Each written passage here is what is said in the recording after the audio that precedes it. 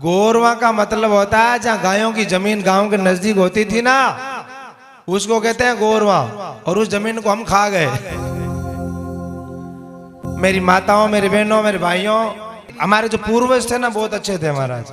हमारे बडेरे जो थे आज से 50 साल पहले वाले, वो अच्छे थे महाराज। उसके बाद में जो आए ना पीढ़ी, उन पीढ़ी ने बहुत गड़बड़ करी महाराज। मंदिरों की भी जमीन होती थी। आपके गांव में है कि नहीं मुझे नहीं पता। मंदिर के भी खेत होते थे। पूर्वजों का बड़ा अच्छा सिस्टम था। मंदिर की जो पूजा करेगा वो अपना घर बार आराम से चलाएगा। ये पूर्वजों की देन थी महाराज। कुएं होते थे ना, कुएं बावड़ी, उनकी भी जमीन होती थी महाराज, ताकि कोई खर्चा आ जाए तो उस जमीन के द्वारा उसका खर्चा निकाल लिया जाए। गायों के लिए जमीन होती थी जिनको गौचर बोलते थे और गोरवा भी बोलते हैं। गोरवा का मतलब गांव के नजदीक, गौचर का मतलब गाय की वो जमीन। लेकिन इंसान इतना निर्दयी हो गया कि खुद की जमीन से पेट ना भरा तो गायों की जमीन भी खा गया। बस प्लॉट बना लिए, खेत बना लिए, उनको धाब लिया, बस अपने आप में कब जिसकी लाठी उसकी भैंस। जो गांव में दबंग है बस उन्होंने महाराज उसको हड़प लिया महाराज। अब जब उन्होंने हड़पना चालू किया तो मेरे जैसा कोई शाना सीधा था उसके पास में थी, उसने धीरे धीरे उसने बुआरा फेरना चालू कर दिया। एक बात ध्यान रखना, हालांकि मैं तो इस गांव का नहीं हूं ना, मुझे आपके गांव के बारे में पता कितनी गायों की जमीन थी, कितनी दबी कितनी नहीं दबी, लेकिन 101% कहता हूं जिसके हिस्से में गौ माता की जमीन दबी हुई है, मेरी गारंटी वो हर चीज से पीछे है महाराज। आप अपने आप में इस बात को सोच लेना। वो आर्थिक स्थिति से भी कमजोर रहेगा, उसके घर में भी अशांति रहेगी, उसकी औलादें भी बिगड़ी हुई रहेगी, वो कभी भी जिंदगी में प्रोग्रेस नहीं करेगा महाराज। क्योंकि उसके घर में हक किसका आ रहा है? गाय का आ रहा है। गौ माता की जमीन का, वो जो गायों का जो हक है वो किसी अपने घर में आ रहा है। और हम किसी का हक खाते हैं ना, वो कभी बरकत नहीं करता, वो बीमारी लेके आता है। वो हारी बीमारी, लड़ाई झगड़ा, ऐसी चीजें लेके आता है। इसलिए निवेदन करता हूँ हाथ जोड़ करके, यदि गौचर की जमीन 10 बीघा चाहे 100 बीघा चाहे 10 करोड़ की है, छोड़ देना महाराज।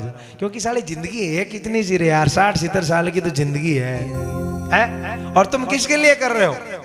किसके लिए कर रहे हो? तुम्हारे लिए जो करके गए उनके लिए तुमने क्या किया? जो तुमने किया ना वही तुम्हारी औलादें करने वाली है। तुमने क्या किया? मरने के बाद 5 साल बाद आधा याद आता है क्या? बस फोटो के पीछे छिपकली छुप जाती है ना, उसके ऊपर जाले जमे हैं फोटो के ऊपर। और दादा कभी कभी कलिप होते, दादा का मुंह भी भर देते हैं महाराज, दादा का चेहरे छुपा देते हैं। जिस दादा ने फ्रॉडता की होगी हमारे लिए, कितने गुने किए होंगे, कितनी जमीनें दाबी होगी, कितनों को खाया होगा, उस दादा के लिए कभी शमशान भूमि में जाकर के याद करते हैं क्या उस दादा को? अरे करते हैं क्या?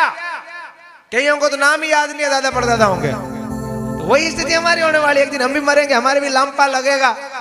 ज्यादा से ज्यादा 2 साल 5 साल याद रखे जाएंगे, उसके बाद हमें कोई नहीं याद रखेगा महाराज।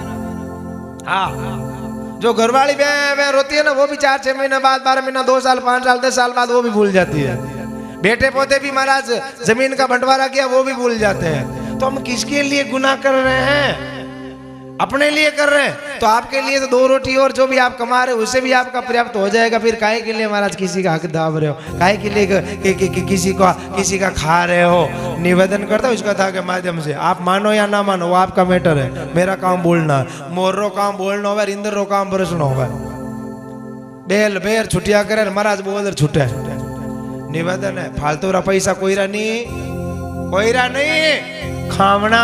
जे खावा तो महाराज कुल खानदान रे लंपो बिना तुड़ी लागे महाराज। लारे रोनालाई कोनी रेवे।